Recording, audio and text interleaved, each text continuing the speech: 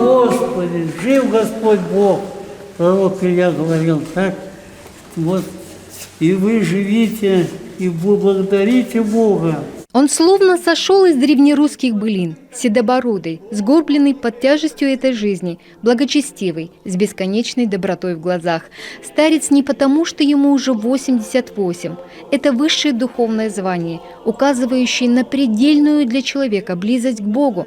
Столица республики высокого гостя приятно удивила. С Москвой, говорит, не сравнить. Думал, что здесь как-то слишком сурово, слишком жестко и не может для многих, особенно как вам, дорогой владыка, здесь постоянно служить и жителям здесь в этом крае.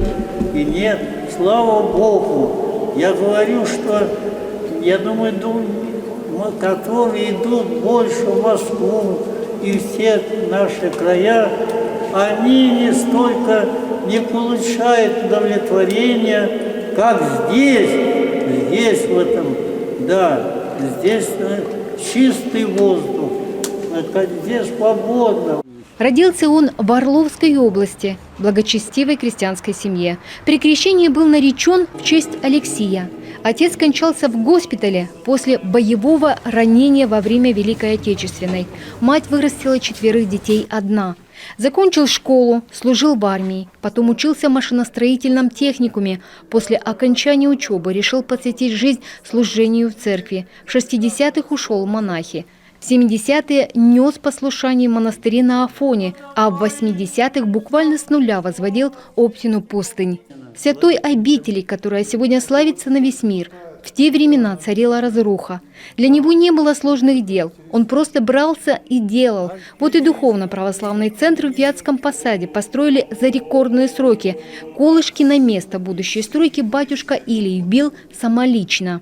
Когда он мне сказал, говорит, едь и строй, вот, и я нанял там маленький КАМАЗ, там маленький экскаватор, начал с этого начала, он говорит, только начни, и все пойдет. И действительно, вот по его молитвам это все свершилось, и я не буду много сейчас рассказывать, сколько было чудес во время этого строительства.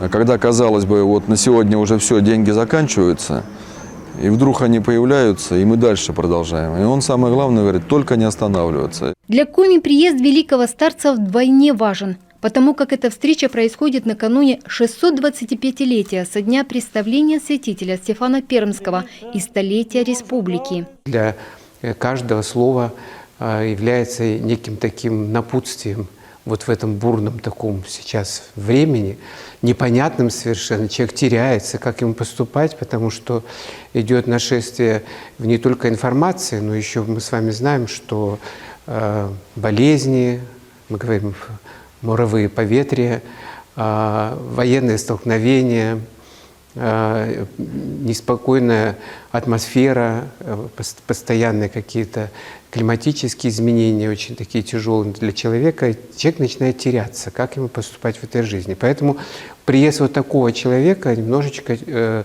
возвращает нас все-таки на правильный путь. Сегодня архимандрит Илий, несмотря на почтенный возраст, ездит по самым дальним уголкам страны, чтобы поклониться святыням, встретиться с простыми людьми. Как говорят его помощники, батюшке такие миссионерские поездки дают заряд и силу, а простым людям – веру в завтрашний день. Елена Кононова, Владимир Кривцон, телеканал Юрган.